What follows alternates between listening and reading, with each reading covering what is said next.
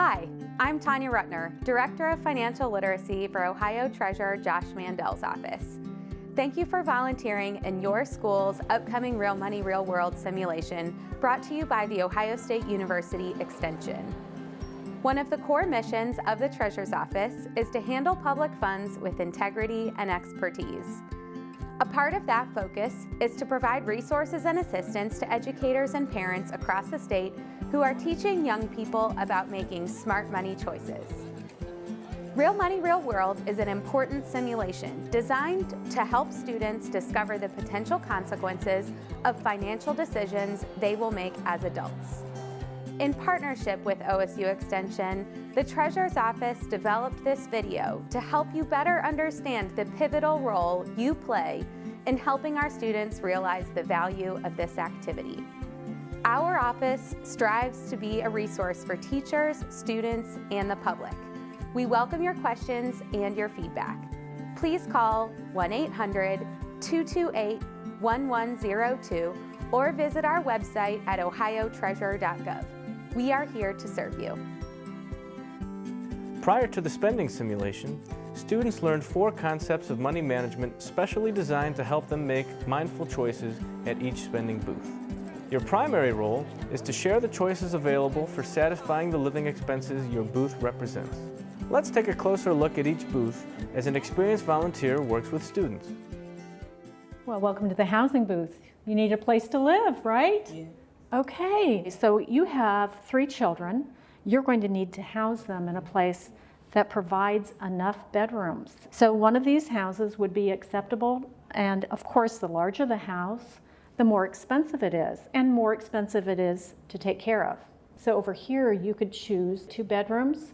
You could have 3 bedrooms. So one of these 2 options would work for your family. What is your choice? Apartment 2. Yeah. Apartment 2. Well, that's housing option E. Go ahead and write that on there.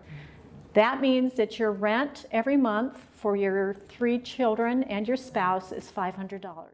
Students must make a housing selection prior to visiting the utilities booth. Utilities are services that you need to run your home, things like water, gas, electric, sewer, and trash pickup. All pretty important things. For this booth, you choose the utility rate based on whether you're a homeowner or a renter. So your monthly rate would be this right here for homeowners. So just write utilities on your check register, and your amount would be this. Reliable transportation is essential for getting to and from work, shopping, and appointments. You can choose from a newer vehicle. It costs a little bit more initially, but the minimum monthly maintenance is a little bit less versus a used vehicle, which would cost a little less initially, but you're going to pay higher maintenance costs to keep that running. And now with 3 kids, you could still fit them in a mid-sized if you're concerned with budget, or the difference in price would be just a little bit there between the mid-size and the minivan. What do you think you might be able to afford?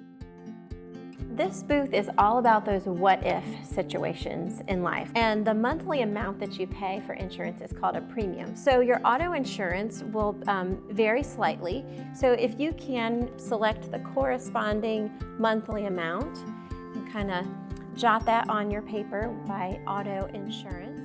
At the food booth, students are given a choice between the 4 USDA food plans designed to be eaten at home. So here's what you need to decide.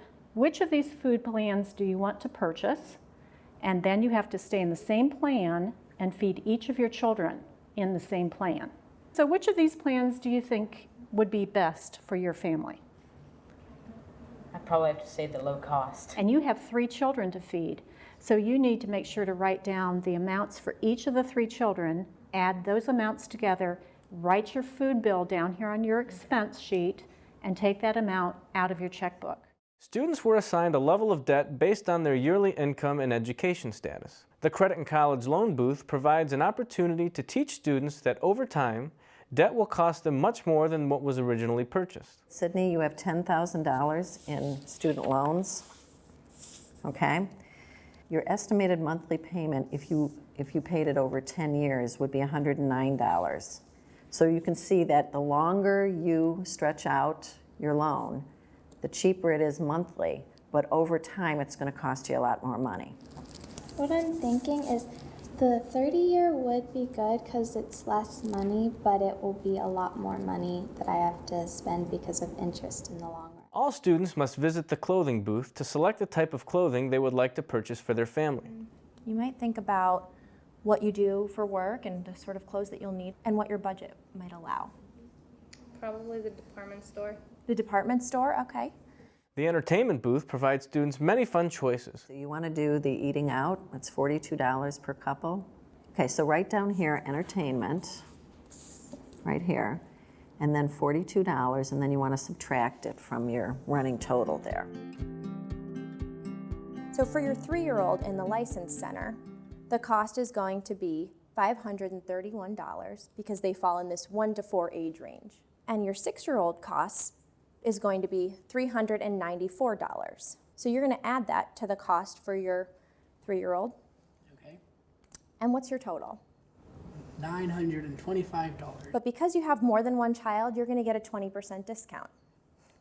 So how can we find 20% of $925? It's important for students to learn the value of giving back to their communities through nonprofits and faith-based organizations. As part of your community, it's very important that you give back. So you have options here. You can give to the United Way or another community or nonprofit, your faith, so your church that you might belong to, or you could volunteer. For some people, money isn't an option, but certainly volunteering is. So those are your options. At the communications booth, students will select internet, television, and telephone services. For a landline, it'll cost $35 total. If you'd like to get a cell phone in addition to that, it'll be another $50 a month if it's a prepaid cell phone. Or if you want a family plan, it's going to be $70, $80, or $90 depending on how many minutes and how much data you'd like on your plan. What do you think would be a good choice for your family? I think if we get the landline that we can. If a student doesn't have enough money to pay for what they need at any booth, they should be instructed to visit the financial advice booth. There, the student will be provided opportunities to increase their income and/or decrease their expenses. So we'll go through each of your expenses here and see if there's anything where we can cut. I see that you both went to the food booth. Which option did you choose? I chose the low price. Okay, and there's one below that. Okay, so I think maybe that's going to be one of the places that we're going to look at, is to go to the thrifty plan instead of the low cost. The Chance booth provides students an opportunity to experience something unexpected that will affect the balance on their checkbook. This table is where we learn about the things that come up that you might not have been expecting to pay for. In some cases, you might receive a gift that you weren't expecting. So then in that case, you can add $100. Finish Line is the last booth that students visit in the simulation. At this booth, all we do is just make sure that you have made it to every booth. And then, we'll look at your balance sheet. Also, you might find that some of you still have some money left over. You could always put that into savings. And some of you may have found that you're in the negative, so you've actually overspent beyond your income. Thank you again for watching this presentation. I hope you feel more informed to help guide our young people in learning this critical life skill. Welcome to Real Money, Real World.